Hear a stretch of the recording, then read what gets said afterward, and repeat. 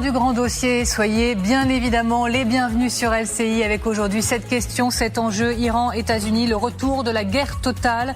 Donald Trump promet de frapper fort dès cette nuit. It's over.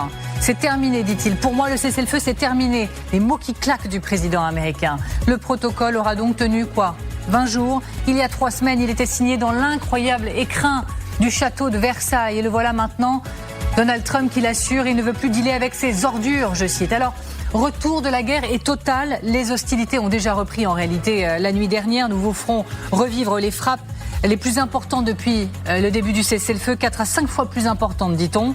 Elles ont pilonné l'ensemble du corridor côtier, Bandar Abbas, Sirik, île de Keshm côté Iran, frappe sur la ville de Boucher, les cibles défense aérienne, radars, missiles anti-navires, lanceurs de drones, ports. Et puis c'était la riposte aux attaques de l'Iran contre 3 navires commerciaux, on va en reparler donc. Et si c'est le retour de la guerre totale, les États-Unis en ont-ils encore les moyens sur place, les mêmes? Et côté iranien, ils ont démontré 1000 fois leur capacité à se refaire une santé à vitesse grand V. Le tout, bien sûr, sur fond de sommet de l'OTAN à Ankara. Au cœur des discussions aussi l'Ukraine. Gros coup d'éclat de Kiev encore la nuit dernière. Attaque sur 8 pétroliers au large de la Crimée. Gros coup dur pour Moscou, la plus grande raffinerie de pétrole du pays à l'arrêt. Alors, le grand dossier, c'est parti. Iran, États-Unis, le retour de la guerre totale. Écoutez, regardez. Pour moi, le cessez-le-feu est rompu. Je ne veux plus avoir affaire avec eux. Ce sont des ordures. Vous savez ce que c'est une ordure? Ce sont des gens malades, dirigés par des gens malades. Ce sont des personnes vicieuses et violentes. S'ils avaient une arme nucléaire, ils l'utiliseraient immédiatement. Et pour tout comprendre, pour tout décrypter, je suis ravie d'accueillir sur ce plateau Muriel Lemenac. Merci beaucoup d'avoir accepté l'invitation. Vous êtes représentante de la France au Conseil de l'OTAN. Bonjour à vous, Elisabeth Shepard-Selam. Vous me faites non avec le doigt. Elle est très bien partie cette année. Je l'ai été de 2019 à 2024. 2019 à 2024, pardonnez-moi. Elisabeth Shepard-Selam, bonjour. Et bonjour, merci beaucoup d'être avec nous. Maîtresse de conférence à l'Université de Tours, spécialiste des questions de défense et de sécurité. Bonjour à vous, Magali Barthez. Merci également d'être avec nous. Vous êtes éditorialiste international LCI. Et bonjour à vous, colonel Michel Goya. Merci d'être là, consultant militaire LCI, auteur du livre Théorie du combattant aux éditions Perrin. Et je rappelle qu'on peut lire vos analyses sur votre blog La Voix de l'Épée. Nous serons également rejoints au cours de cette émission. Nous en sommes ravis par Jean-François Colossimo.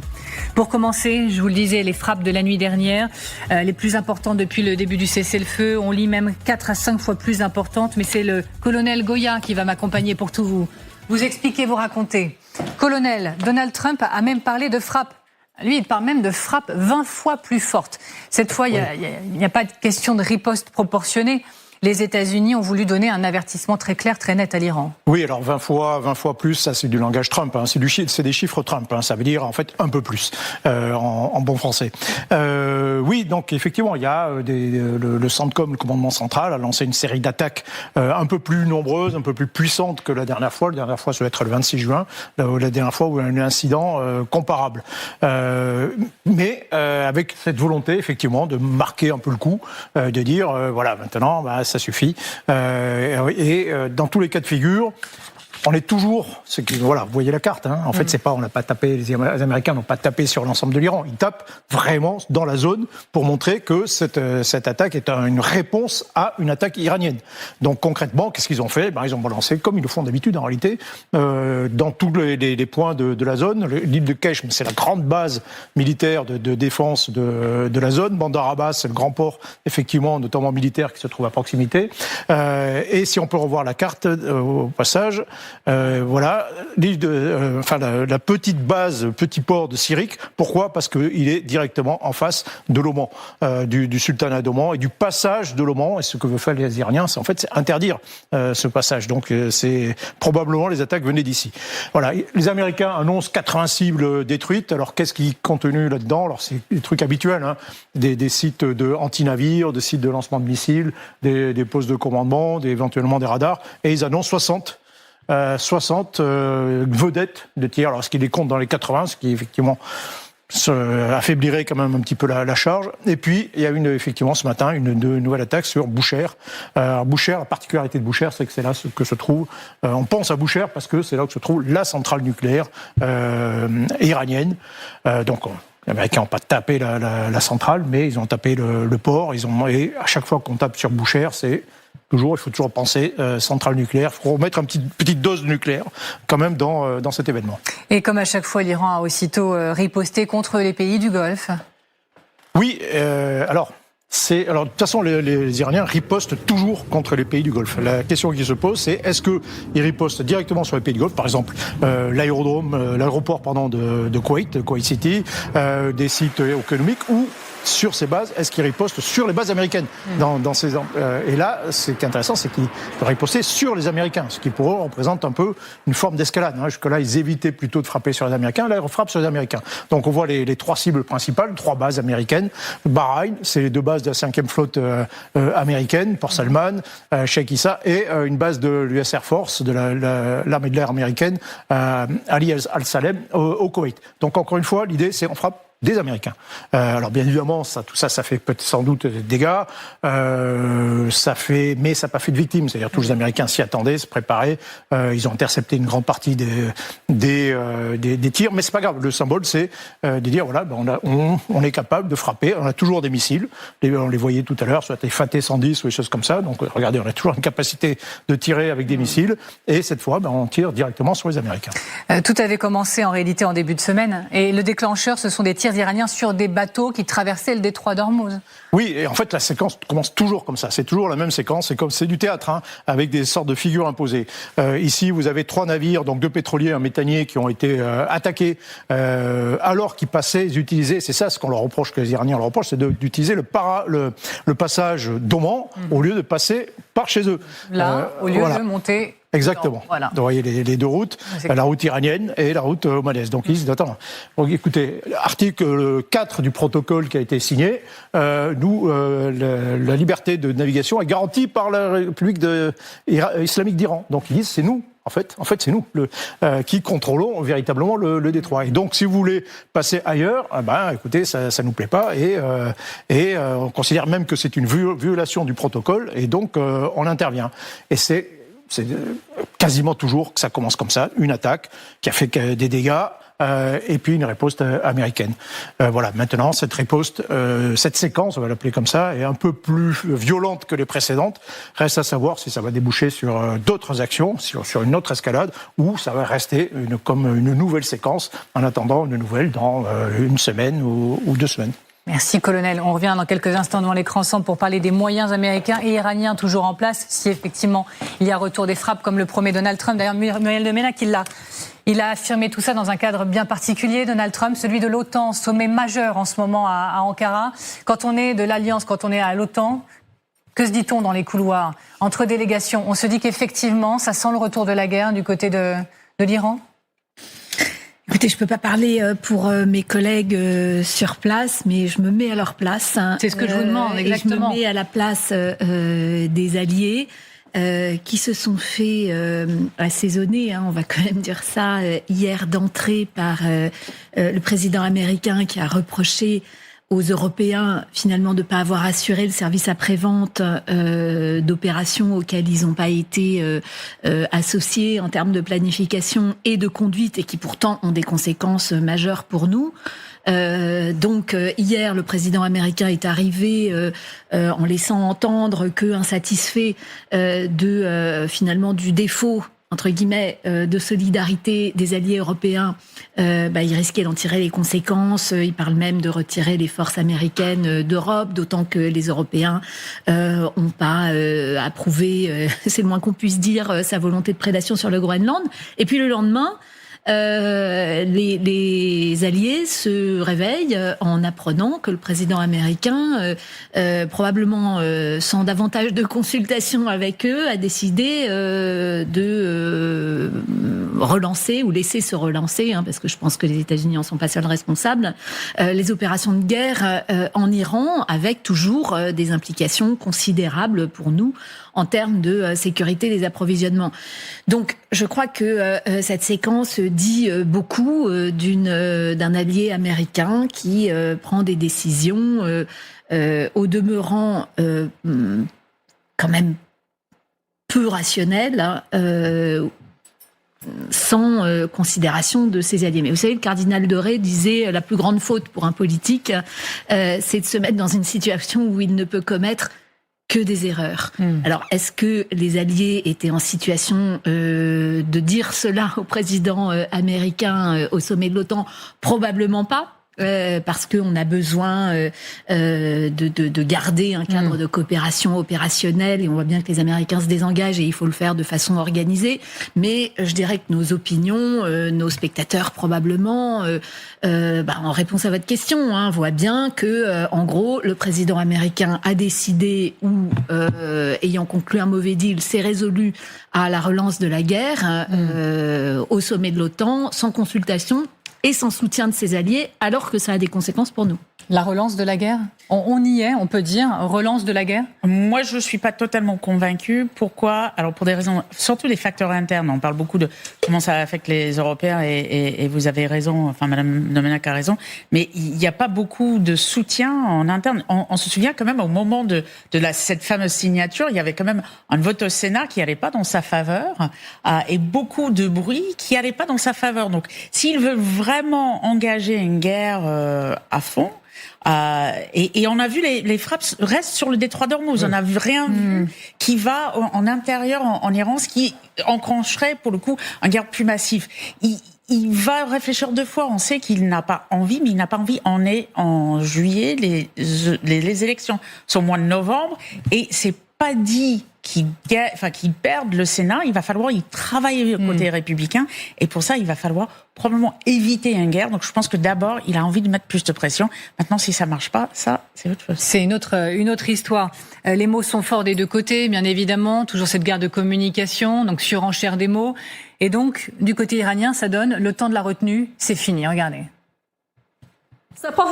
Les gardiens de la révolution islamique ont annoncé, dans le cadre de leur riposte initiale à l'agression américaine, la marine et les forces aérospatiales des gardiens de la révolution ont, lors d'une opération conjointe impliquant des missiles et des drones, frappé 85 installations militaires américaines stratégiques, situées au port de Salman, dans la zone de la 5e flotte américaine à Bahreïn, ainsi qu'à la base aérienne Ali Al-Salem au Koweït.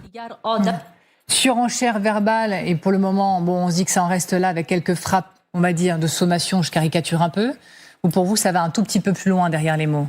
Moi, j'ai l'impression quand même que ça va un petit peu plus loin, parce que, en effet, ce cycle de frappes iraniennes sur les cargos qui passent, le cycle ensuite de riposte, puis de représailles, ça, on a vu ça quand même pas mal de fois depuis le début de la trêve.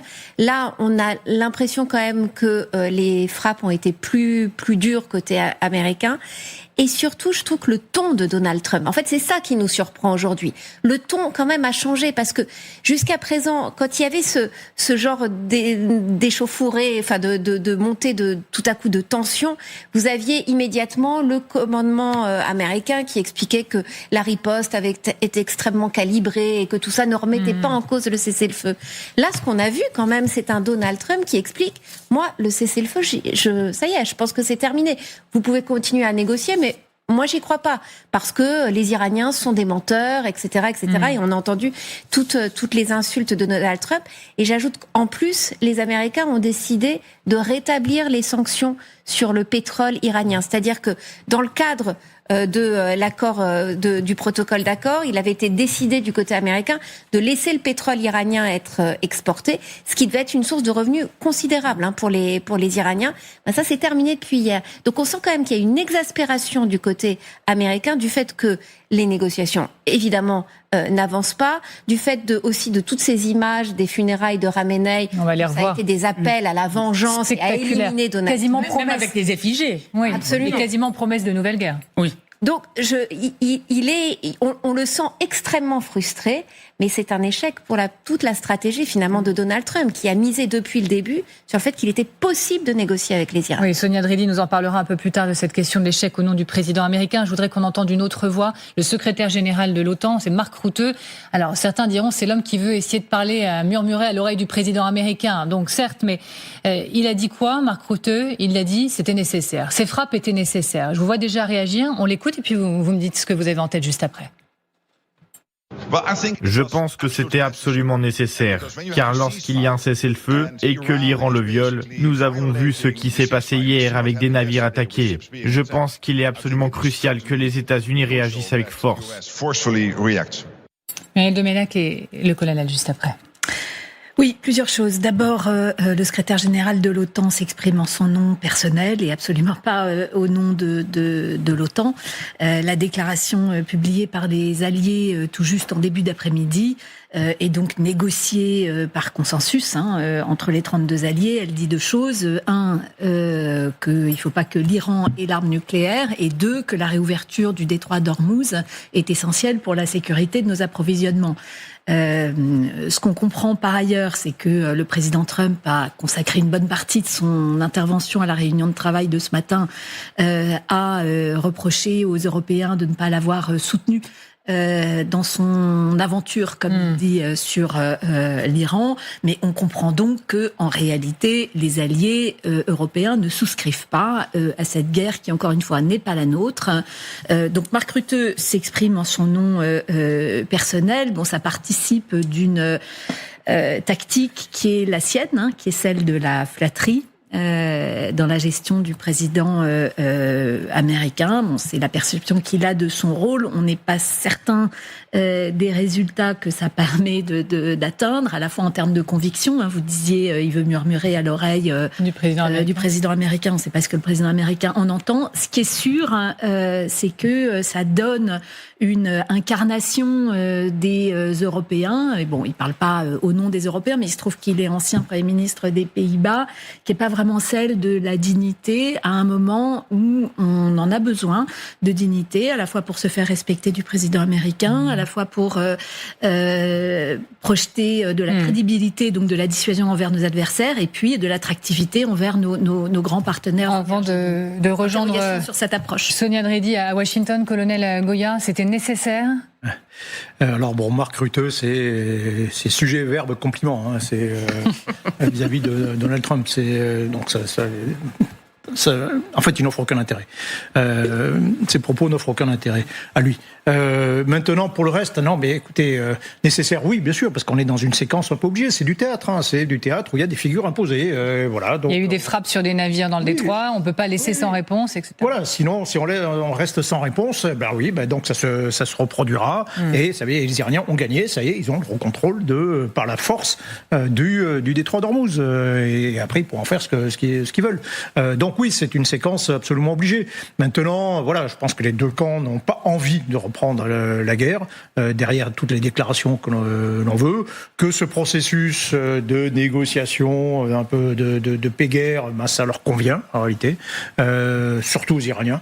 Et que voilà, les Américains, ils sont le détroit d'Ormuz maintenant, c'est le sparadrap du capitaine Haddock pour Donald Trump. Voilà, ils cherchent à trouver vite une solution, mais sans engager la guerre. On en reparle également dans quelques instants, mais je vous le disais, c'est Sonia Dredi qui nous attend depuis la Maison-Blanche, depuis Washington. Merci beaucoup, Sonia, d'être avec nous. Il y avait longtemps, vous nous avez manqué, Sonia Dredi. Sonia Dredi, est-ce, oui ou non, perçu comme un retour assuré de la guerre totale, les derniers propos du président américain? Est-ce que c'est jugé crédible, en effet? Alors ici, on ne pense pas forcément à un retour à la guerre totale. Donald Trump qui vient aussi de s'exprimer sur un possible envoi de troupes, parce que c'est la question qu'une journaliste américaine vient de lui poser il y a peu au sommet de l'OTAN. Il a dit de toute manière, on a déjà récupéré le matériel nucléaire parce qu'il est enfoui sous une montagne et il n'y a que nous qui pourrions le récupérer. Donc on sent que c'est pas un Donald Trump va-t-en-guerre, que s'il pouvait, il souhaiterait éviter de reprendre les opérations. On a senti du soulagement ici, notamment chez ses conseillers à la Maison-Blanche, du fait que cette administration pouvait en quelque sorte passer à autre chose. Mais en même temps, on a un Donald Trump qui, on le sent, est frustré plus généralement sur ces négociations et pas seulement sur ce qui s'est passé hier avec les navires, parce qu'il a notamment dit de toute manière avec les Iraniens, on se met d'accord sur le fait qu'ils n'auront pas d'armes nucléaires et ensuite ils vont faire fuiter l'info qu'on n'a jamais discuté de ce sujet. Donc on a peut-être un Donald Trump qui est moins optimiste qu'il ne l'était sur un éventuel accord. Alors il a déclaré ce matin qu'il pensait que le cessez-le-feu était terminé, mais on sent presque un Donald Trump découragé par ces négociations et toujours très déstabilisé par les méthodes des Iraniens. Merci Sonia Dridi. Et maintenant que vous a retrouvé, on ne va pas vous lâcher. Donc on se retrouve à 17h27 précisément, si j'arrive à être à l'heure, pour aller un peu plus loin ensemble. Là, on parle des États-Unis, mais du côté de l'Iran, la perception de la séquence, surtout la volonté, la stratégie, quelle est-elle ? Je rappelle que ce qui s'est passé cette semaine avant les frappes de la nuit dernière, ce sont des frappes iraniennes sur des navires dans le détroit d'Ormuz. Est-ce qu'il y a une volonté, je vous ai entendu, colonel, mais quand même j'insiste lourdement, du côté iranien, de relancer la guerre, de relancer les missiles? Et si oui, pourquoi ?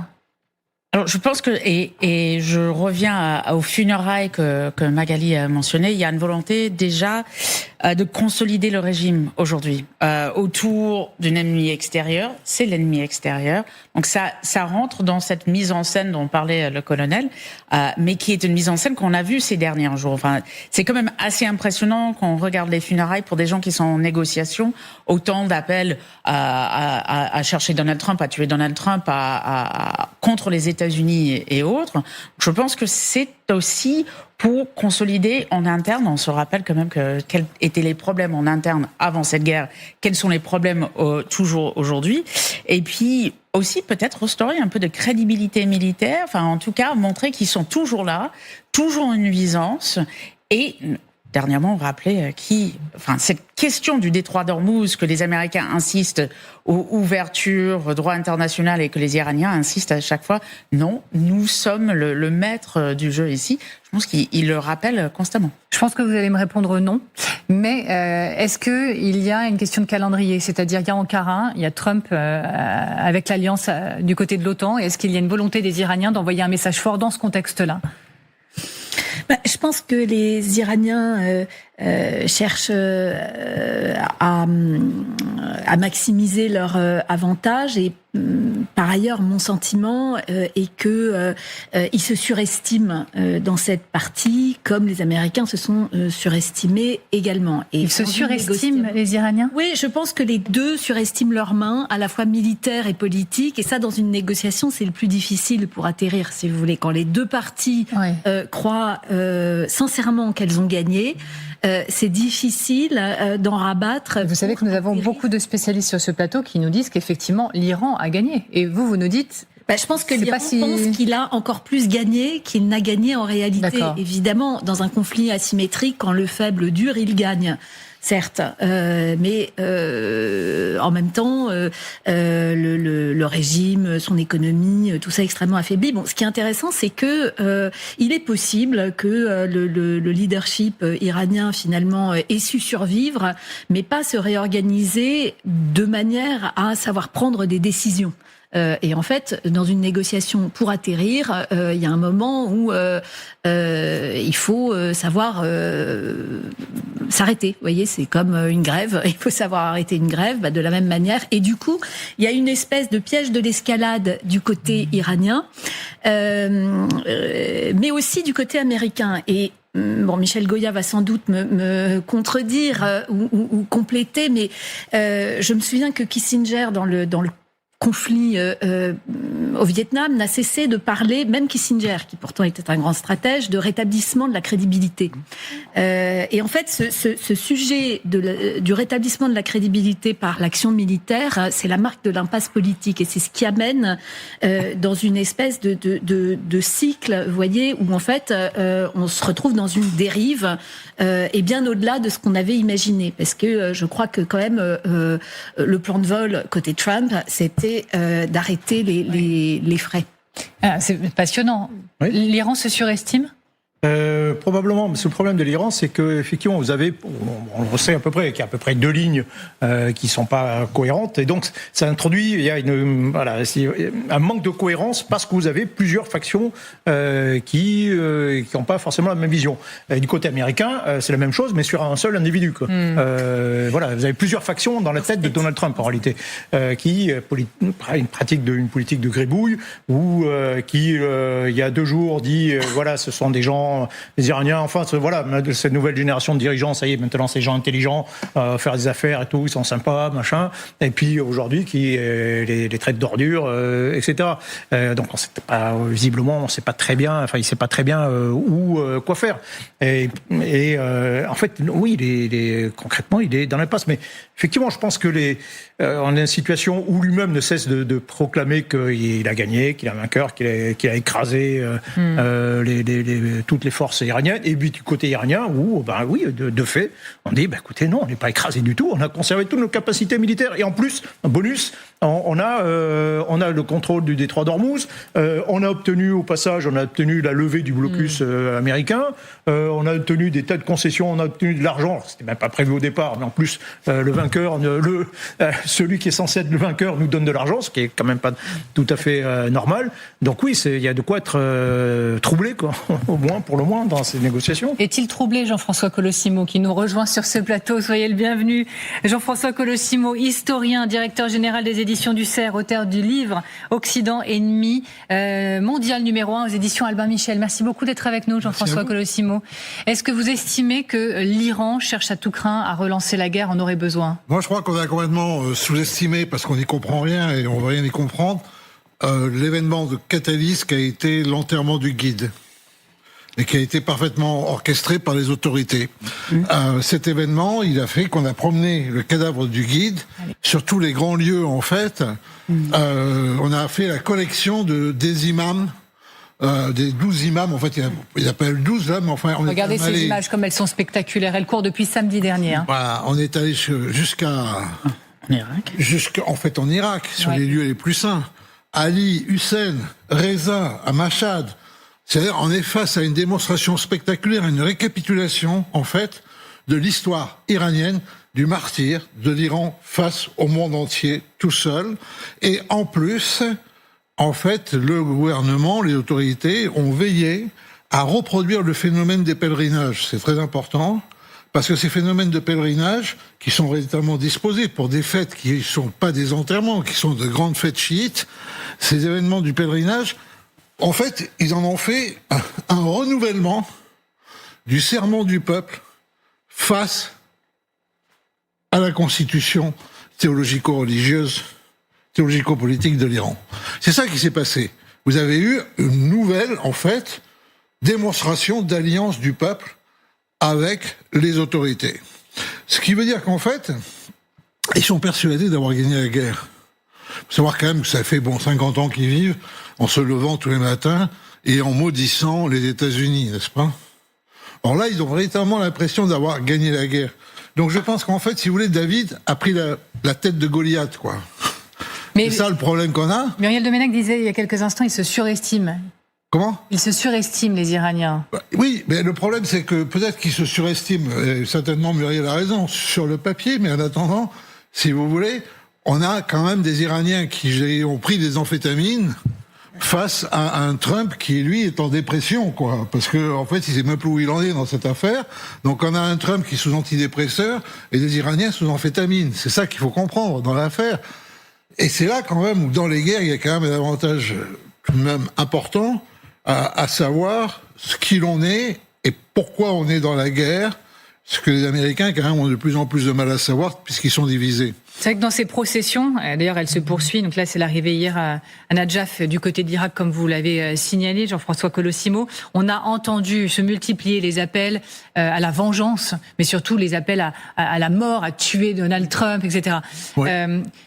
Moi, je l'avais interprété, alors ce n'est que moi, donc très prétentieusement, comme la promesse d'un retour de la guerre. L'Iran promet, à travers ces images, le retour de la guerre, si c'est pas demain, très bientôt. D'une part, est-ce que vous êtes d'accord avec ça? Et si oui, est-ce que ça peut avoir été interprété de cette manière-là par le président américain? Et au-delà des frappes de 3 navires dans le détroit, à quel point ça a réveillé le président en se disant, en fait, ils nous promettent pire demain, il faut y retourner? Je sais pas ce que Trump comprend de tout ça, parce que en fait, il a une fatwa sur sa tête depuis qu'il a fait liquider Soleimani, qui était le chef Al-Quds de la brigade la plus experte des gardiens de la révolution en Irak. Donc je sais pas trop ce qu'il comprend de tout ça et je sais à quel point il se sent protégé. Vous savez qu'en plus, lui aussi, il a quand même une immunité divine. Il l'a proclamé plusieurs fois. C'est un rescapé quand même d'attentats fameux. Donc, mais ce qu'il y a de sûr, c'est que ou de quelque manière qu'on l'interprète à Washington, ce qui compte, c'est là ce qui se passe. Et ce qui se passe là, c'est un peuple en armes. Alors évidemment, vous allez me dire, c'est pas tout le monde. Moi, je vous dirais, il y a quand même suffisamment de monde pour que ça devienne véritablement encombrant et gênant pour nous, n'est-ce pas, ça rassemble. Je veux dire par là, faut pas quand même dire non plus que, vous voyez, tous ces gens, faut pas dire qu'ils sont payés ou qu'ils sont venus parce que on les a forcés. Ça n'est pas vrai. La haine de l'Amérique, c'est un constituant de toutes ces générations, mentalement, culturellement, parce qu'il y a ceux qui ont fait la guerre contre l'Amérique, il y a ceux qui ont subi l'Amérique, et il y a ceux qui tous les jours ont déploré que leur enfant n'avait pas un médicament, ou qu'ils ne pouvaient pas prendre l'avion, ou qu'il manquait une pièce pour leur voiture, parce que l'Amérique avait mis le pays sous blocus. Pensez à ça. À quel point, pour vous tous, Magali, ces images ont agi comme une claque, une gifle pour le président américain? Pas que les images, les déclarations, les appels au meurtre. Vraiment un peuple qui s'élève pour dire non aux États-Unis. Est-ce que c'est aussi violent pour un président américain que les frappes contre 3 navires dans le détroit d'Ormuz? Je pense que ces images, il les regarde quand même, Donald Trump, parce que d'ailleurs, dans l'une de ses prises de parole aujourd'hui, il y a fait référence quand même à ces appels au meurtre contre lui. Alors en effet, c'est pas une nouveauté, puisqu'en effet, il y a une fatwa depuis longtemps contre lui, mais en effet, ça a certainement marqué les esprits du côté américain. Et puis il y a quand même maintenant ce message que jamais les Iraniens ne lâcheront le détroit d'Ormuz en réalité. C'est quand même voilà ce qu'on retient de ces frappes qui continuent contre les cargos qui n'empruntent pas la route iranienne. Donc Donald Trump, il y a 3 semaines, arrivait triomphant au G7 en expliquant auréolé de son protocole d'accord. On voit bien que tout ça en fait ne tient pas, qu'il y a peut-être liberté de circulation écrit noir sur blanc, mais en fait tout ça ne tient pas. Les Iraniens ne lâcheront pas, et c'est leur détermination que l'on voit. Colonel, est-ce que ces images, elles valaient déclaration de guerre en réalité, notamment pour le président américain?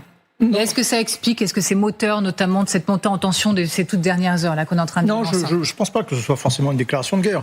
La déclaration de guerre, elle est pratiquement permanente en réalité. Mais d'abord, je rappelle du côté de Trump, imaginez quand on est Donald Trump, comme ça a été son discours, de dire finalement, on va pouvoir s'entendre avec ces gens-là parce qu'il y a du business à faire. En gros, c'est ça. Son discours, c'est ça.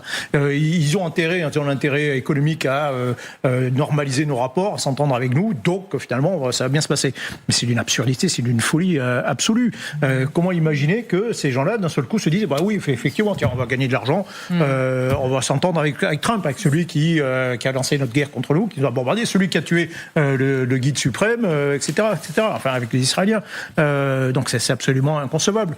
Maintenant, relancer la guerre côté iranien, ça veut dire quoi? Ça veut dire quoi? Ils vont dire quoi? Ils vont relancer des centaines de missiles sur le pays du Golfe? Justement. Non, leur truc, c'est de dire, nous, on est là.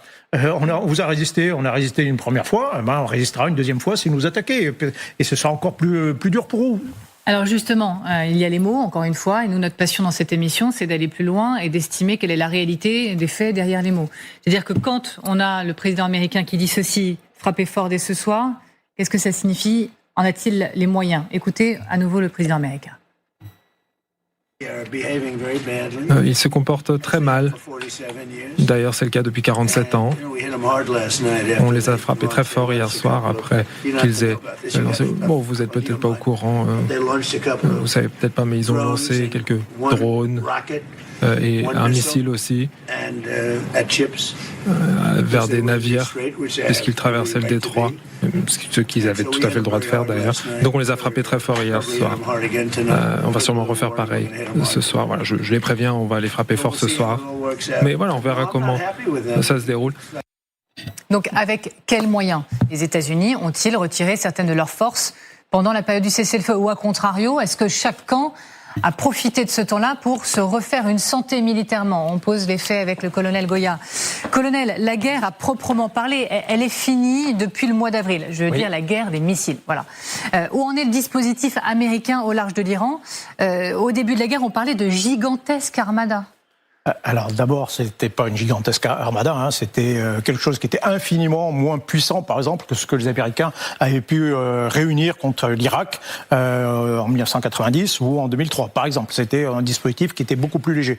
Maintenant, ce qu'il faut comprendre, c'est que en réalité, depuis avril, des deux côtés, on a conservé, les militaires aiment bien parler de capacité plutôt que de moyens spécifiques. On a conservé des deux côtés sensiblement les mêmes capacités, c'est-à-dire comme si tout s'était figé au début avril, de part et d'autre. Alors du côté américain, alors là, d'un dispositif naval américain, vous avez toujours les deux porte-avions, les deux groupes de porte-avions, du porte-avions, c'est-à-dire avec les destroyers, il ne faut pas les oublier, ils sont très importants, parce qu'ils portent des missiles intercepteurs, parce qu'ils portent des missiles de frappe, parce que c'est eux qui ont participé au blocus naval, etc.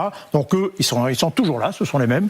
Vous avez toujours les deux Boxer et Tripoli, les deux porte-hélicoptères d'assaut, donc là, plus des bâtiments auxiliaires, et là-dessus, vous avez à chaque fois un bataillon de Marines, plus des capacités aussi de frappe. Vous avez des F-35, etc., etc.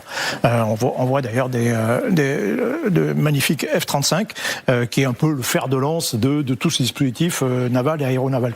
Mais il ne faut pas oublier qu'il y a quand même aussi à terre des bases américaines, dont certaines ont été frappées effectivement hier, des bases aériennes, vous avez une force de frappe, et vous avez toujours une brigade de la 82e division aéroportée, qui est toujours là, vous avez toujours les forces spéciales.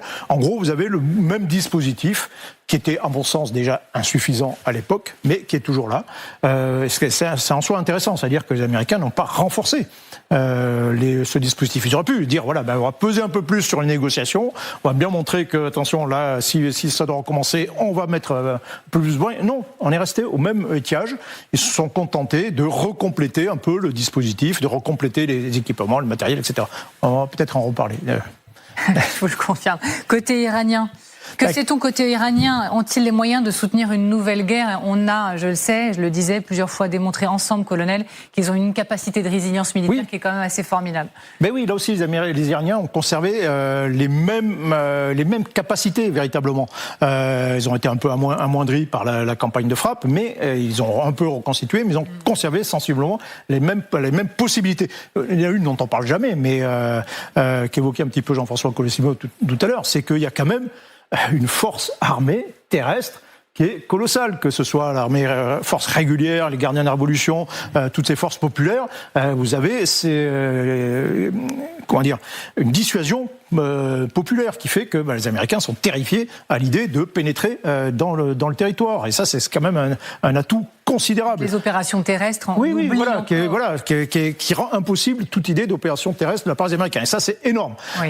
Après, bien sûr, ils en disposent aussi de capacités de frappe. Donc ça, il y a le bouclier, si vous voulez, de la défense populaire. Et puis vous avez une capacité de frappe. On envoie des drones qui, toujours pareil, ils ont la même capacité. Ils l'ont montré, d'ailleurs, c'était un des objets des frappes de la séquence qui vient de s'écouler. Ils ont toujours des capacités de frappe, de missiles balistiques, de croisière, mais surtout balistiques à courte portée. Ils peuvent taper sur toute la région toujours de la même façon. 70% des missiles. Exactement. Et puis ils ont conservé aussi toujours des missiles à longue portée pour taper éventuellement sur Israël ou plus loin. Donc voilà, ce qu'il faut retenir, depuis avril, on est toujours dans la même situation de part et d'autre. Et à la limite, s'il y a un des deux camps qui s'est un peu renforcé, c'est peut-être plutôt celui de l'Iran. De l'Iran. Merci beaucoup, colonel Goya. Je ne vous ai pas posé la question qui est la question centrale de notre grand dossier aujourd'hui, Jean-François Colossimo. Derrière les déclarations des dernières heures, vous croyez, vous, au possible retour de la guerre totale? Je crois qu'on vient d'écouter Michel Goya. On reste toujours surpris, quelques mois après le début de cette guerre, effectivement, de la manière dont elle semble avoir été très mal pensée, très mal préparée, dans un déséquilibre des forces. Je pense que, normalement, c'est l'assaillant, n'est-ce pas, qui quand même doit apporter, je dirais... Normalement, elle doit être le plus fort. Le muscle le plus fort pour tenter quand même de renverser la position qui est en défensive. Bon, là, on vient de l'entendre à nouveau. On est face quand même à une situation où on voit pas très bien comment les Américains pourraient même, je dirais, influer sur, finalement, c'est quand même ça la découverte aussi, c'est qu'ils n'ont même pas influé sur le cours de l'Iran lui-même, puisque je suis pas sûr que l'Iran, globalement, sorte renforcé de cette guerre, mais le régime, oui, on le voit. N'est-ce pas? C'est quand même ça. En tout cas, comme il n'a pas été affaibli, comme tout régime dictatorial, n'est-ce pas? Et d'ailleurs, ce régime dictatorial a répandu le sang pour marquer qu'il n'était vraiment pas décidé à passer la main. Donc, je veux dire, là, de ce point de vue-là, moi, je trouve que, si vous voulez, on retombe sur, quand même, je dirais, je ne vais pas être indélicat, mais je dirais, cette espèce de truc dégonflé en permanence qui s'appelle Donald Trump, qui est tout sauf un chef de guerre, qui apparaît versatile, qui apparaît se dédire en permanence, qui apparaît incapable d'agir. Je dirais, on a connu des présidents américains qui étaient d'authentiques cow-boys, je veux dire, ou d'authentiques durs. Rappelez-vous, je sais pas, enfin des types comme, pas simplement d'ailleurs que dans le Parti républicain, il y a eu des démocrates aussi qui étaient des faucons, des types de guerre, quoi, enfin qui y allaient, enfin avec la conviction d'ailleurs que l'Amérique était dans son droit de faire la guerre pour le bien du monde. À tort ou à raison, mais c'était quand même ça, avec une espèce de force messianique. Là, on a un type qui passe sa vie d'abord à ânonner, un peu, on a l'impression qu'il répète ce qu'on lui raconte. Donc oui, il y a eu des frappes, elles sont bien passées, ce soir on va taper très fort. Qui, quoi, comment, on n'en sait jamais rien. Ça reste une espèce de voilà. Et donc on se dit que ce président, il a l'air bien isolé avec quelques personnes autour de lui qui ne l'informent peut-être même pas véritablement de là où en sont les choses et qui n'a aucune imagination, surtout, pour, je dirais, passer par-dessus cette espèce de barrière symbolique que lui oppose ce régime iranien et qui est extrêmement fort, cette barrière. Et le voilà qui repromet à nouveau des frappes. Repartir en guerre totale. En tout cas, il promet depuis l'OTAN des frappes à nouveau sur l'Iran. Il assure que le cessez-le-feu c'est terminé. Ce qui n'a pas marché avant. C'est-à-dire mais juste une seconde, c'est les Israéliens quand même qui font... On en parle dans quelques instants. Vous allez tout divulgâcher si vous continuez. On en parle dans quelques instants. Voilà, les Israéliens, ils peuvent apporter quelque chose que Trump n'a pas. Et regardez, on va même plus loin. On va aller en direction on sera en direct de Tel Aviv dans quelques instants pour justement en parler. Excusez-moi. Mais je vous en prie. Elisabeth Shepard-Selam, le retour des frappes. En quoi ce qui n'a pas marché avant pourrait mieux marcher aujourd'hui? Je vais vous citer un célèbre général que vous connaissez très bien, le général Richoux, qui dit ceci: les mêmes instruments inadaptés produiront les mêmes effets, du sang, des larmes et zéro résultat. Surtout, et Michel Goël a très bien dit, ils n'ont rien renforcé. Enfin, ce qui nous frappe, c'est que ils ont signé le MOU avec tous les doutes qui ont été exprimés en interne aux États-Unis, tout comme à l'étranger, mais ils n'ont pas renforcé. Au contraire, on a vu, par exemple, le boxeur partir en plein milieu vers Singapour et autres. Ça dit quand même beaucoup. Je pense que moi je reste convaincu qu'il n'a pas envie d'une guerre totale. Maintenant, qu'est-ce qui peut changer la donne? C'est pas les moyens qu'ont mis les Américains. Les seuls qui se sont peut-être du côté américain qui ont préparé pour la prochaine étape, c'est les Israéliens. Mais ça, c'est toute une autre histoire. Dans quelques instants, promis, on ira. Allez-y, Marielle Le Mennec.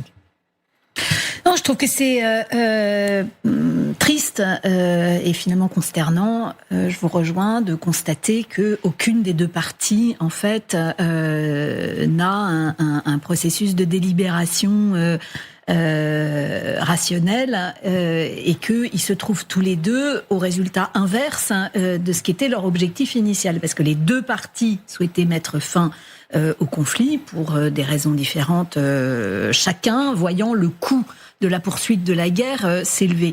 Alors du côté américain, on en a largement parlé, mais du côté iranien, ce que montrent les images des manifestations à l'occasion des obsèques du guide suprême qui vous ont beaucoup frappé, c'est pas seulement la permanence d'un sentiment américain, c'est en fait la continuation d'un rapport de force au sein du régime entre les religieux et les gardiens de la révolution. Or, cette boîte noire, en fait, les Américains ne la lisent pas et il dépend de cette boîte noire la stratégie de l'Iran pour sortir en fait de cette espèce de situation d'engrenage dans laquelle ils se sont enfermés. En gros, avec cet accord avec Trump, on avait tous conclu que le régime était désormais tenu par les gardiens de la révolution et même par la génération des gardiens qui avaient combattu en Syrie.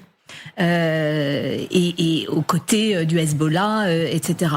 Et ça, c'est toute une génération de gens qui sont pas particulièrement des religieux. Et on se disait, au moins, ces gens qui sont pas formidablement estimables, les Américains réussiront à dealer avec eux parce que il y a plus cette dimension idéologique et religieuse. Ils vont manipuler la dimension religieuse, mais au total, on pourra dealer. Or, on se rend compte que, en fait, avec ces obsèques, probablement le clan des religieux, moi je suis pas une spécialiste de l'Iran, mais c'est quand même l'hypothèse que je fais, au sein du régime, a repris un peu de poil de la bête, et donc, en fait, le système iranien s'est auto-paralysé dans la gestion de la suite, et donc il frappe, et c'est quand même l'Iran qui a violé le cessez-le-feu, je voudrais le signaler. Jean-François Colotimo, je vous voyais réagir, allez-y. Oui, moi je veux dire, c'est pas du tout là pour contredire Muriel Domnac, mais je pense que c'est une vue française, ces histoires il y a d'un côté les religieux, de l'autre les militaires, qu'on ne comprend toujours pas en France que c'est le religieux, tout simplement.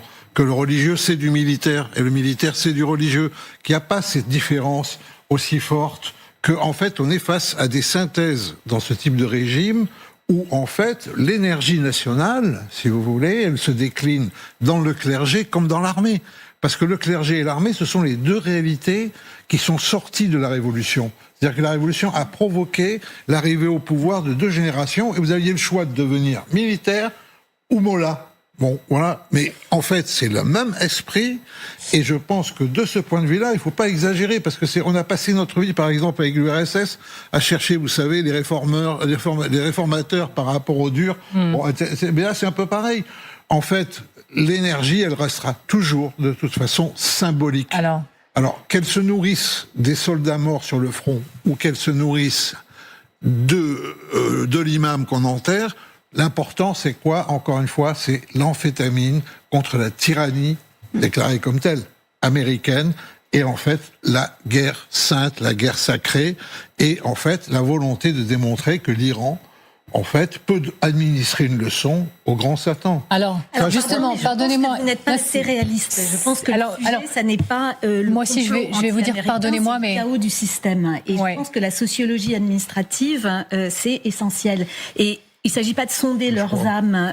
Vous voyez bien que c'est pas le cas, puisque vous butez sur des funérailles qui renversent la guerre. Donc, je ne suis pas sûre que ce soit les funérailles qui renversent la guerre, mais elles montrent qu'il y a une boîte noire dans laquelle ils se neutralisent pour sortir de cette situation. Il y a une concomitance entre les deux. Si je puis vois, c'est que la guerre reprend avec les funérailles. Si je puis me permettre...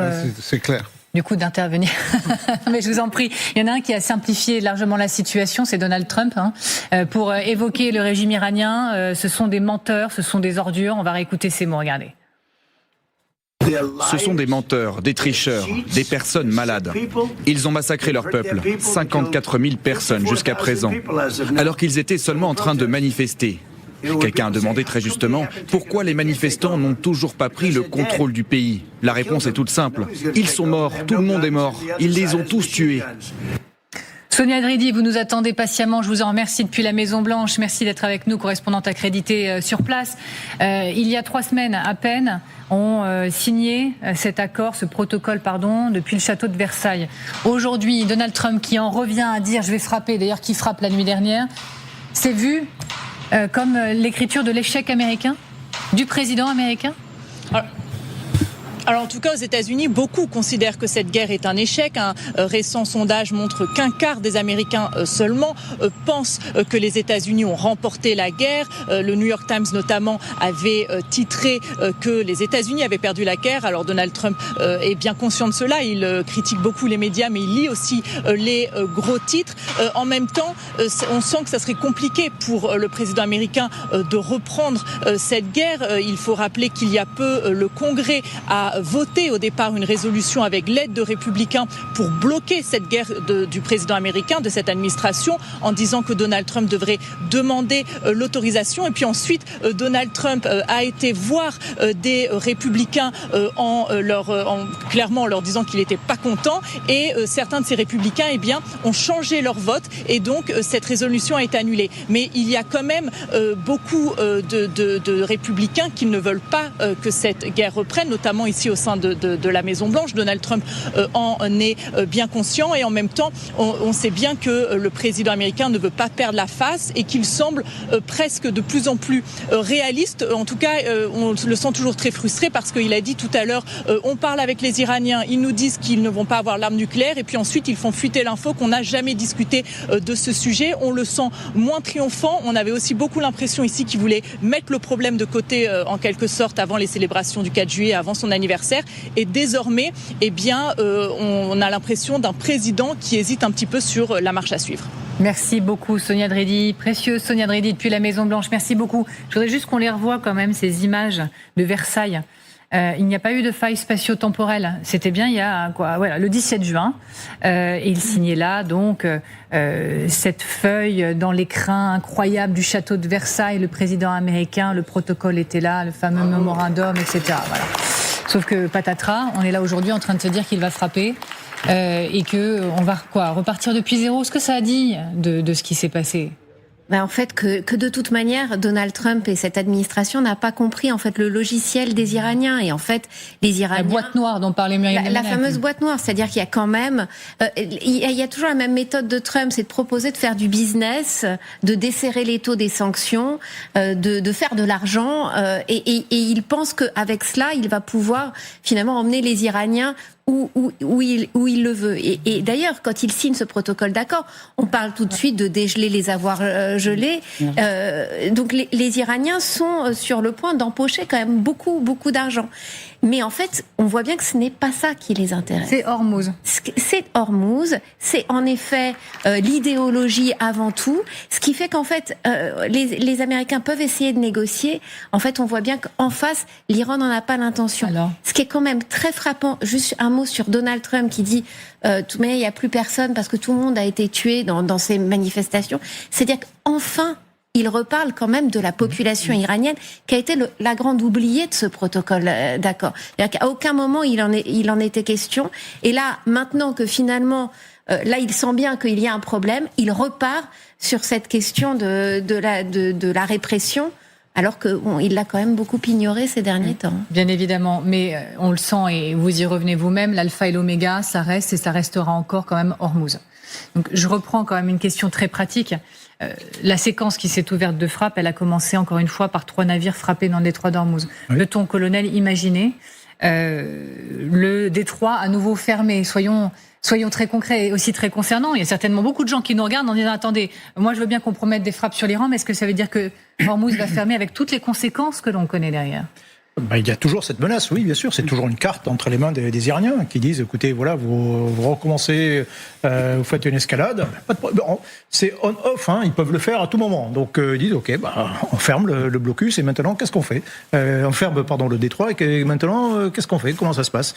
Voilà, non mais il n'y a que peut-être Donald Trump qui a imaginé qu'en signant le protocole d'accord, ça allait être un simple processus de négociation comme entre business et immobilier, que ça allait être des discussions. Non, ce sont des discussions peut-être, mais appuyées par la force.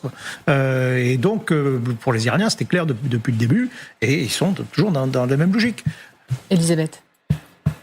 Pour moi, la fermeture du détroit d'Hormuz, alors on sait que le cours du Brent, le cours du pétrole, ça a déjà augmenté, que bien évidemment ça inquiète Donald Trump. Le Brent grimpe au-dessus des $80 le baril, c'est tombé à 17h12. Oui. Voilà, donc c'est quelque chose qu'on sait que la Maison-Blanche regarde de très près. On a vu, il essaie de manipuler le cours du pétrole un peu avec ses déclarations intempestives le dimanche soir. Mais entre refermer le détroit d'Hormuz et une guerre totale, je pense à la licence pour vendre qui a été révoquée par les Américains. Je pense qu'il y aura plus sur de la pression économique en premier, par exemple, les navires sont là, ça lui coûte pas, il n'a pas besoin d'aller au Congrès pour demander permission pour plus de il peut rétablir le blocus. Il peut le faire tout de suite. Rétablir le blocus américain. Oui, moi je pense à ça comme éventuellement une étape avant qu'on entre dans une guerre totale, par exemple. Je vois à l'instant, c'est le commandement central américain, le CENTCOM, je lis en direct, qui dit aujourd'hui plus de 20 navires de guerre de l'US Navy patrouillent les eaux du Moyen-Orient. alors que les forces du CENTCOM continuent de promouvoir la sécurité et la stabilité régionale. Le mois dernier, des navires de guerre, des avions de l'US Navy ont traversé la mer d'Arabie en formation serrée, etc. Donc voilà, on communique sur le rapport de force sur les mers. On sent bien que c'est là aussi que ça se passe. Je vous vois réagir beaucoup depuis que je suis revenu sur le dossier du détroit d'Ormuz, Jean-François Colossimo. Oui, pour vous, c'est la clé. C'est la clé. C'est la clé. Pourquoi ? Parce que c'est avec le détroit d'Ormuz que la bisbille entre Washington et Téhéran devient une affaire mondiale. Tout simplement. Donc, comme on se retrouve tous, je dirais, otages de ce détroit, n'est-ce pas ? On est tous, en fait, là, bloqués. Et c'est ça, un peu, le problème qu'on a. Je voulais juste faire une remarque sur le fait quand il les traite d'ordures, n'est-ce pas ? Oui. Bon, pas du tout que les types de Téhéran soient fréquentables. Alors ça, on est d'accord. Mais ordures parce que, en fait, il en peut plus nerveusement. Il en peut plus nerveusement parce que c'est un lieu commun que les Iraniens sont des joueurs d'échecs. Ce qui est vrai, mais ce ne sont pas des joueurs d'échecs. Le principal jeu en Iran, c'est le backgammon. C'est un jeu où on déplace des jetons, mais on les déplace chaque fois en jetant les dés. Ce sont les dés qui décident de votre stratégie. Il n'y a pas au backgammon de stratégie, de partie. Il n'y a que des stratégies de coups. Un coup après l'autre, n'est-ce pas ? Et de ce point de vue-là, les Iraniens ont une flexibilité que lui n'a pas. Et je crois que c'est ça qui le rend dingue aussi. Et principalement sur Hormuz, ils ouvrent, ils ferment, ils vont réouvrir, ils vont refermer. Il n'y a pas de doctrine, je dirais, iranienne. Il y a de l'opportunisme iranien en permanence. Voilà. Et ça, je crois qu'il n'a pas vu qu'il n'y avait pas de doctrine iranienne, que les Iraniens ont dit « Oups, super, Hormuz est à nous, n'est-ce pas ? Alors maintenant, qu'est-ce qu'on va en faire ?» Tous les jours, finalement, il y a une doctrine... Non, mais de jour en jour, il y a une variabilité, en fait, de la manière dont les Iraniens utilisent Hormuz contre Washington. Muriel Domenech, et on prend la direction de Tel Aviv juste après. Allez-y.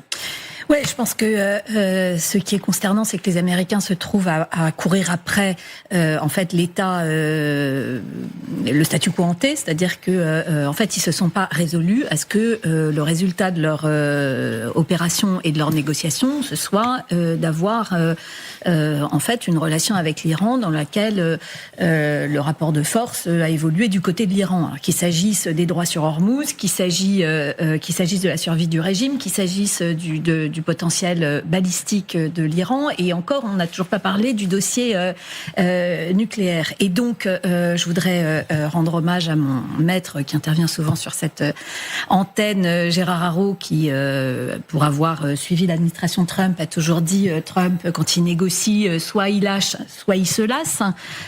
Donc, effectivement, Trump est dans une impasse politique, il est dans une impasse militaire aussi, parce que, et là aussi, Gérard Haro dit souvent, il emploie un marteau parce que quand on a un marteau, tout ressemble à une mouche. Donc on y va.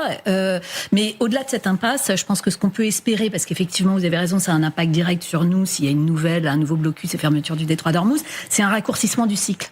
C'est-à-dire que finalement cet épisode ne dure pas longtemps et que malheureusement pour les Américains, ils doivent en rabattre un peu et conclure un accord en espérant cette fois-ci que le leadership iranien puisse y donner suite. Merci beaucoup à Bethsabée Sellem d'être avec nous depuis Tel Aviv. Merci beaucoup Bethsabée Sellem. C'est Jean-François Colossimo qui l'effleurait il y a quelques instants, la question de la place d'Israël dans les prochaines heures. On sait que Benyamin Netanyahou est tout sauf ravi de ce qui s'est écrit et signé ces dernières semaines. Est-il prêt à intervenir à tout moment aux côtés des États-Unis pour frapper à nouveau ? Écoutez, en tout cas, ici, l'armée n'est pas forcément dans un état d'alerte particulier. D'ailleurs, on souligne en Israël que l'alerte de l'armée est maximale depuis de longues semaines. Il n'y a pas non plus de consignes particulières à la population, même si les Israéliens savent très bien ici que tout peut basculer en quelques minutes. Vous savez, les commentateurs ici soulignent que ce qui est en train de se passer, c'est un peu le scénario rêvé pour Benyamin Netanyahou, parce que Israël n'a pas besoin de s'immiscer. En fait, le régime iranien est en train de saboter tout seul un possible accord avec Washington. C'est encore une fois ce que les médias ici soulignent. Et en plus, les États-Unis s'occupent pour l'instant seuls des frappes en Iran. Bien sûr, maintenant, si Téhéran a décidé de frapper le territoire israélien ou si même les renseignements israéliens considéraient que l'Iran se préparait à une attaque, alors là, il faudra s'attendre à des opérations d'envergure en Iran. Le ministre israélien de la Défense a été très clair là-dessus. reçu ces derniers jours. Il est possible aussi que Washington demande à Israël d'intervenir, de participer à ces frappes, et pourquoi pas dès ce soir.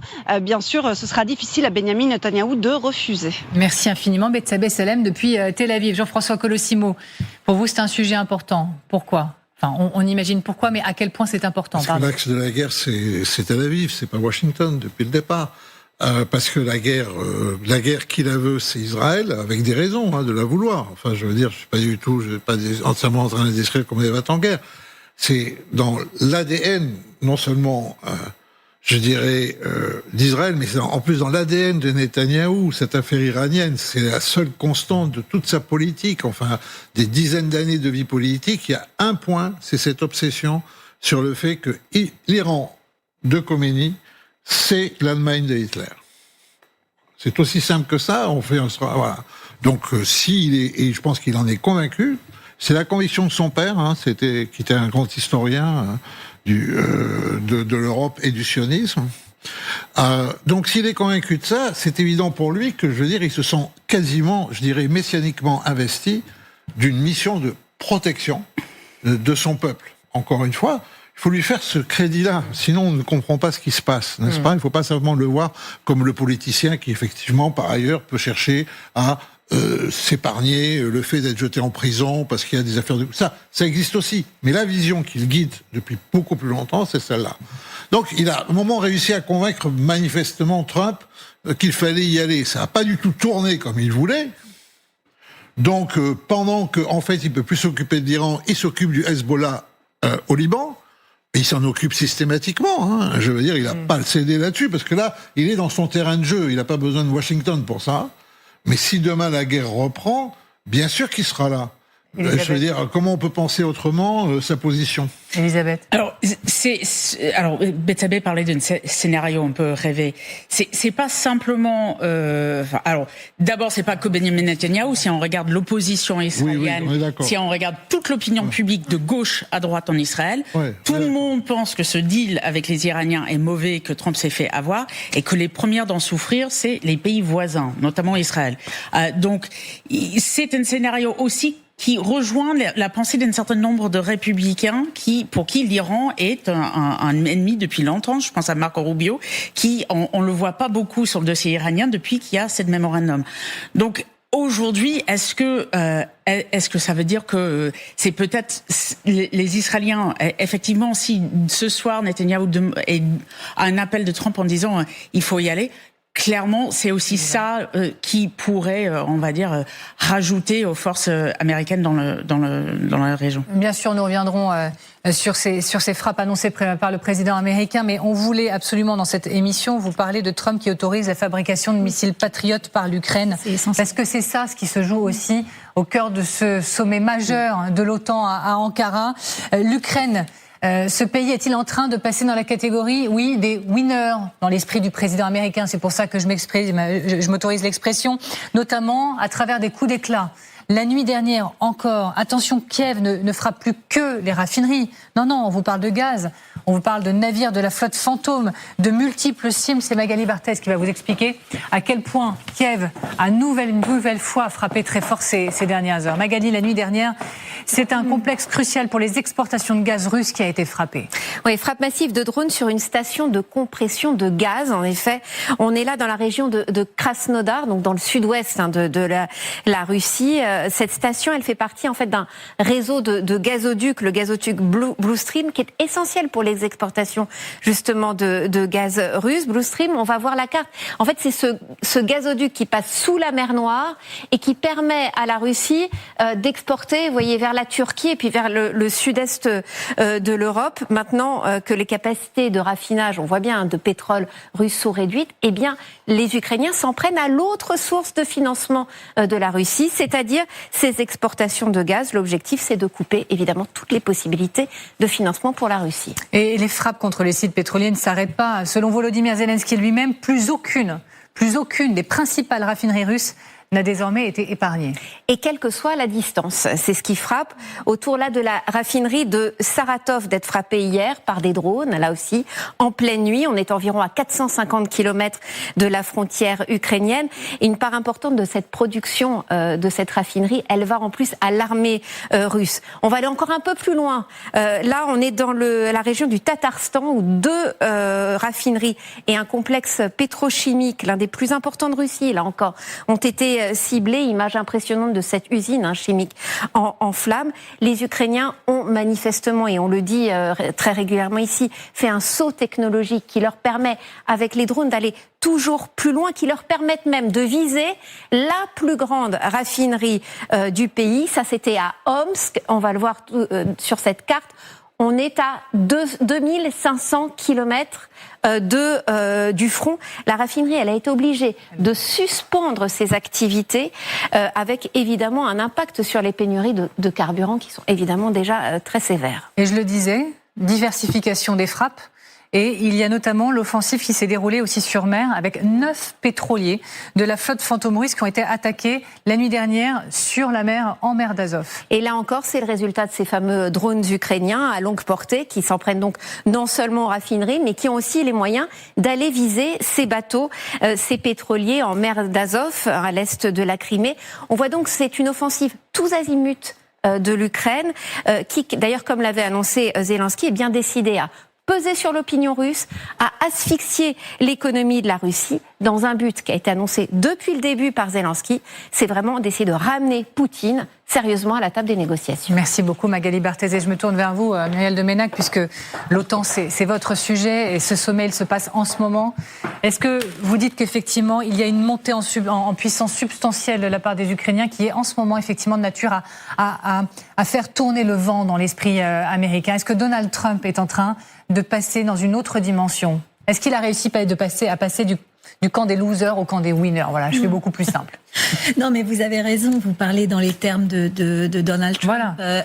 Un bon observateur à Washington, où j'étais il y a 15 jours, me disait Trump, c'est comme un adolescent qui suit en fait la géopolitique sur TikTok, et donc pour le convaincre de frapper en Iran, il faut que Benjamin Netanyahou lui dise regarde à quoi ça ressemblera un changement de régime ou des frappes massives en Iran.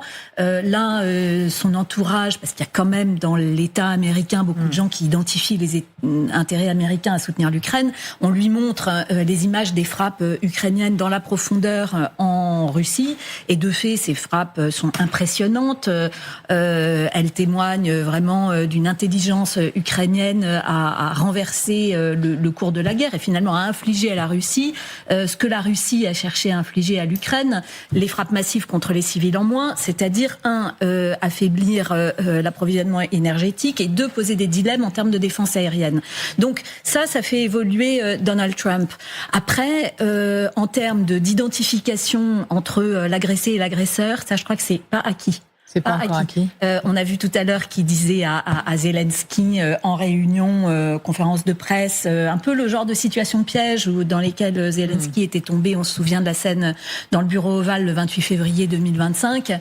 Il lui dit oui, alors finalement Vladimir Poutine voudrait te voir à Moscou. Pourquoi t'irais pas à Moscou? Et fort intelligemment, Zelensky répond. Vous savez, Moscou c'est un peu dangereux en ce moment. Il y a beaucoup de drones, donc il sait répondre avec humour et appuyer sur le point fort de l'Ukraine, c'est-à-dire on n'est pas des perdants, on est des gagnants. Mais l'élément hyper important, je me permets de le soumettre à la discussion là, c'est la décision de Trump de livrer des défenses aériennes à l'Ukraine. On va en parler, on va même réécouter le président américain, mais je ne veux pas faire attendre plus longtemps Marion Russell qui nous attend, elle, du côté de Kiev. Et bien sûr, Marion Russell, merci d'être avec nous. À chaque fois, la question se pose, quand il y a des frappes aussi fortes lancée par l'Ukraine, on craint la réaction russe. Voilà. Sachant qu'il y a eu des frappes russes la nuit dernière qui ont fait un minima, le dernier bilan que je lisais, vous allez peut-être me corriger, 7 morts. Est-ce qu'on craint effectivement bien plus dans les prochaines heures, la nuit prochaine, au regard des frappes importantes menées par Kiev? Oui, forcément, cette crainte, elle est dans la tête de tous les Ukrainiens et de toutes les personnes qui sont ici en Ukraine, parce que Vladimir Poutine l'avait dit, si l'Ukraine frappe, eh bien la Russie frappera encore plus fort. On est 48 heures après des frappes massives qui ont tué plus de 20 personnes, 5 jours après d'autres bombardements qui ont tué 30 personnes, et encore cette nuit, il y a eu beaucoup d'alarmes. Même pendant la journée aujourd'hui, on a eu au moins 6 alarmes, 6 alertes pour des raids aériens, ce qui est assez rare en pleine journée comme cela, ce qui laisse potentiellement présager d'une menace russe qui pourrait se formaliser cette nuit avec des attaques de drones mais aussi de missiles, d'une attaque imminente qui pourrait avoir lieu. Volodymyr Zelensky l'avait dit, ces attaques elles risquent de devenir plus fréquentes, plus rapprochées.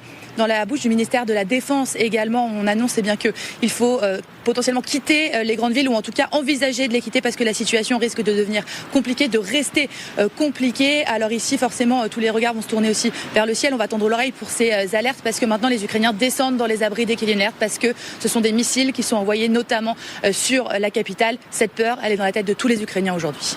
Merci beaucoup Marion Russell avec Vincent Martner, et on suivra tout ça avec vous. Je voudrais qu'on voit la carte des alertes aériennes côté russe hier, parce que c'est quand même spectaculaire d'avoir une vue d'ensemble de ce que sont capables de faire les Ukrainiens en quelques heures. Et colonel, jusqu'où sont capables d'aller selon vous les Ukrainiens pour marquer les Russes, mais pour marquer les esprits jusque dans les rangs de l'OTAN, pour marquer les esprits, celui de Donald Trump? Il leur faut continuer comme ça, en réalité. C'est-à-dire, ils ont l'avantage, ils ont l'initiative, ils ont les moyens, et ils doivent fabriquer au moins chaque jour au moins une centaine de drones à très longue portée qui leur permet de continuer cette campagne. Et en face, il n'y a pas de solution. Pour l'instant, il n'y a pas de parade. Et donc, ils doivent à fond exploiter cet avantage. Et je précise que oui, et en plus, ils sont capables de mener 2 campagnes spécifiques. Il y a celle que l'on voit sur la carte, qui est vraiment sur la profondeur de toute la Russie, et puis il y a une campagne, ce qu'on appelle en termes militaires en moyenne portée, qui se déroule de l'Ukraine et de tous les territoires occupés et la mer Noire, et qui nécessite des moyens un peu différents, mais ils les ont. Et donc des deux côtés, ils exploitent à fond cet avantage tant qu'en face il n'y a pas de solution. Vous savez, les campagnes de frappe, c'est du pointillisme. Hein.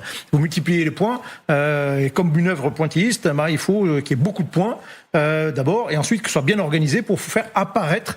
En termes militaires, on appellera un effet stratégique. Il faut qu'il y ait une masse critique qui permette d'obtenir un effet stratégique. Et ce que n'a pas réussi, par exemple, à faire Donald Trump et les Américains face à l'Iran, par exemple. Là, les Ukrainiens, eux, ils le font. Les Russes sont persuadés d'avoir presque atteint un effet stratégique avec leur campagne sur les réseaux électriques, en se disant le prochain hiver il va être fatal pour les Ukrainiens parce qu'on a vraiment affaibli, donc c'est peut-être pour ça aussi qu'ils continuent dans cette guerre, qu'il y a une course de vitesse de frappe. Et là, les Ukrainiens, bien sûr, ils ont un énorme avantage. Ça ne durera pas forcément. Les Russes vont peut-être trouver effectivement des solutions. Et pour l'instant, ils exploitent à fond. En tout cas, ils en prennent plein de points de bénéfices. Il y a eu donc un effet là. C'est Donald Trump qui autorise la fabrique de missiles Patriot par l'Ukraine. C'est majeur. Oui. Ça s'est passé à Ankara, l'OTAN. On va écouter le président américain. Regardez. Nous allons leur donner le droit de fabriquer leurs propres missiles patriotes. Nous allons leur montrer comment faire parce que c'est assez complexe. Mais je suis sûr que vous allez savoir vous en servir très rapidement. Donc nous allons vous donner une licence pour fabriquer ces patriotes. De ce fait, vous ne pourrez plus jamais vous plaindre que nous ne vous en donnons pas assez. Jean-François Colossimo, je dis majeur, j'exagère ? Non, c'est totalement important, c'est décisif. Ce que les Ukrainiens attendaient, il y a en plus la question de la protection du ciel ukrainien de manière plus générale. On voit bien que quand même la dissymétrie des guerres qui sont menées. D'un côté, il y a des Ukrainiens qui tapent en Russie pour essayer d'amener la Russie à la table des négociations en, je dirais, provoquant une attrition complète de l'économie russe. Ça semble d'ailleurs marcher, puisque d'ailleurs Poutine hésite désormais à exporter son gazole. Et d'un côté, il y a une Russie qui mène une guerre insensée pour laquelle Poutine sera jugé, je l'espère, qui est en fait une guerre de destruction des personnes humaines et qui n'est même pas, on voit même pas, ces frappes n'ont pas le caractère stratégique des frappes ukrainiennes, vous voyez. Donc dans cette disproportion-là, je pense que la mesure américaine, elle est très très bonne, mais comme l'expliquait très bien Michel Goya, pour l'instant les Russes n'ont pas de solution. Mais quand on n'a pas de solution, on le sait, c'est tout le problème sur lequel on essaie de réfléchir, avec, je dirais, la tête de Poutine, en se mettant dans sa tête, c'est quand on n'a pas de solution, généralement on cherche à faire une diversion. Et que c'est là où, quand on voit la férocité avec laquelle Poutine, la cruauté avec laquelle il mène sa guerre, n'est-ce pas, encore une fois, vous voyez bien, Kiev bombardé, des civils qui sont tués, mais pourquoi, dans une guerre comme ça, on en est encore à vouloir toutes les nuits tuer des civils, vous voyez, alors que ça ne marche pas en plus, parce que si ça marchait, ça y est, l'Ukraine aurait depuis quelque temps déjà demandé, je dirais, à devenir russe. Donc de ce point de vue-là, il y a cette proportion. Quant à Trump, encore une fois, on en est réduit à ça, à l'écouter comme vous nous l'avez montré à travers ces images, et puis à nous rappeler, comme le disait Muriel Domnac, la fameuse séance à la Maison Blanche, où il y avait une séance quasiment de saloon de western, et où on n'était pas sûr que Zelensky n'allait pas ressortir après avoir été tabassé par J.D. Vance, non ? Muriel Domnac, est-ce que, oui ou non, on a passé un cap ? Est-ce qu'avec cette annonce du président américain, quelque chose d'important s'est passé ? Un avant et un après ? Oui, alors on a absolument passé un cap, a fortiori si Donald Trump donne suite à cette autorisation. Dans le très court terme, ça va rester difficile pour les Ukrainiens qui manquent de défense aérienne. Pourquoi ? Parce que la coproduction, même avec l'intelligence des Ukrainiens, ça va prendre du temps. Donc, dans l'immédiat, ce dont a besoin l'Ukraine, et ça reste un enjeu dans le contexte de la coalition des volontaires qui est organisée à Paris le 13 juillet prochain. Vous savez que c'est à Paris que se fera le suivi du sommet de l'OTAN. Donc, il y a toujours un enjeu pour la protection du ciel ukrainien. Et vous savez qu'il y a cette initiative de bouclier aérien de l'Ukraine. Ça reste une nécessité. Mais 3... ça veut dire quand même qu'à moyen terme, et notamment pour, espérons, l'hiver prochain, l'Ukraine a une perspective. Donc pour la société ukrainienne qui tient admirablement, c'est une excellente nouvelle, et je dirais que c'est la meilleure nouvelle de ce sommet de l'OTAN, avec la détermination générale des Européens à prendre en charge leur sécurité. Merci beaucoup Muriel Domnac, merci beaucoup Elisabeth Shepard-Selam, Jean-François Colosimo, merci à vous Colonel Goya, merci Magali Berthez, merci. Merci à vous de nous regarder. J'ai un remerciement tout particulier à faire à la incroyable équipe qui est à l'origine de cette émission chaque jour. Audrey Chabaille, que j'adore, Guillaume Deblé, que j'adore, Caroline Petit, qui est excellente. Merci à vous. C'est un bonheur de travailler avec vous chaque jour. Voilà, c'est dit. Disons que ça m'émeut un peu. Vous avez un QR code pour nous retrouver en podcast juste en bas. Vous n'hésitez pas, vous scannez, vous flashez et vous nous retrouvez. Vous nous écoutez sur toutes les plateformes habituelles. Voilà.